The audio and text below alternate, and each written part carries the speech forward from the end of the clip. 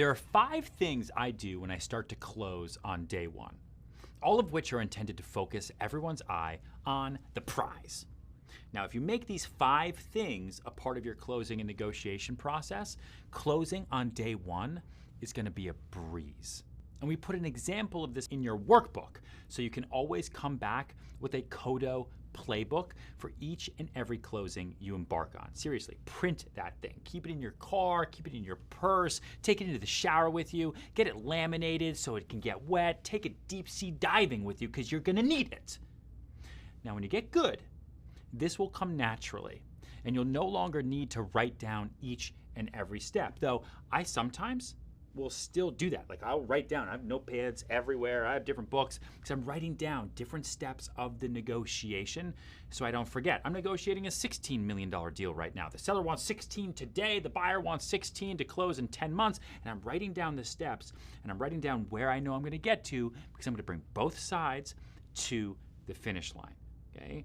Especially when things are complex, it's okay to take notes, write things down. You're the director of this movie, this deal, this closing. You know what the conclusion is. You know what the last frame is. It's gonna be amazing, tears in the aisle because of how great it is. But how you get there, you have to map out. Now, the first thing you should do is get to know the star players. Who are the main athletes? Who are the actors in this hypothetical movie of a deal that you are putting together? Literally, make a map if you have to. Draw out a cast list if you need to. Use the templates that we have in the workbook. We made your life easy. Thank you so much for being here. Sometimes you're just working with one client. Easy. Sometimes it's 5 people, 2 dogs, giant tropical school of fish, and a great aunt Sheila. She's the best. Now, you need to know goals, dreams, fears, and all of them in order to get to the closing date. Second, know the opposing side. Familiarity of the players doesn't end on your side of the transaction. Think about a sports team, right? Think about a football team. You're the coach. You know all your players. You know what they can do. You drafted them. They're there. You've been practicing with them forever. Before you go into the next game, though, what are you doing? You're watching tape, you're watching film, you're studying the other side. Okay, they typically run this way. Oh, that guy's hurt. Okay, that guy's got the arm. So when you go into the game, you've got the game plan, you are ready to go, you're ready to attack, okay? You need to know who you are up against. What are their urgencies? What are their fears?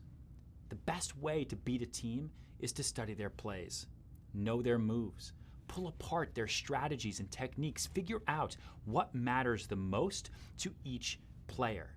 Try to truly understand the opponent and their plays and what they are aiming for, and complete this in your workbook. That's why we have it for you.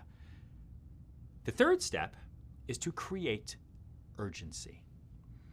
Now, this is a tricky one because marketing is creating urgency, and creating urgency in a deal can go both ways, right? So this is a sensitive topic that I want to cover, because when I say creating urgency, I don't want you to just think, okay, push, push, push. You got to do the deal or we're all going to die.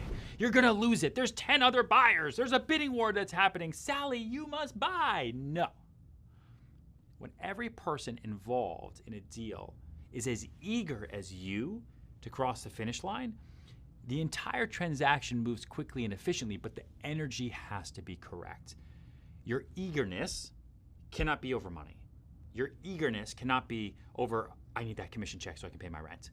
That's not gonna help you get a deal done. That's gonna create desperation, urgency. That's the quickest way to blow up a deal. So how do you understand each party's urgency needs? What level of urgency are we dealing with here on a scale from 1 to 10, and write it down. Time kills deals, but sometimes time creates deals. We'll get to that. Fourth is study the market.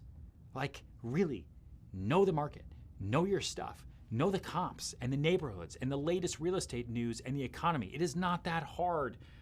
If you are not doing a daily sweep of your news sources, then you're not closing on day 1. Write it down in your CODO playbook. And last is work the setting.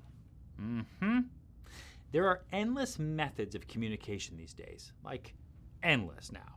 And whether a conversation is happening via Zoom meeting or over coffee, or you're the one typing, but they're just using AI and ChatGPT to send their comments back to you because they don't know how to respond to a closer like you, knowing how to work with where you are is key.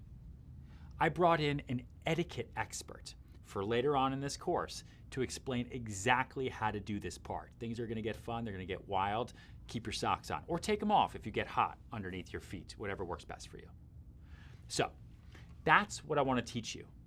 How to do those 5 massively important things as you prep for a deal, and then how to play for all sides to win.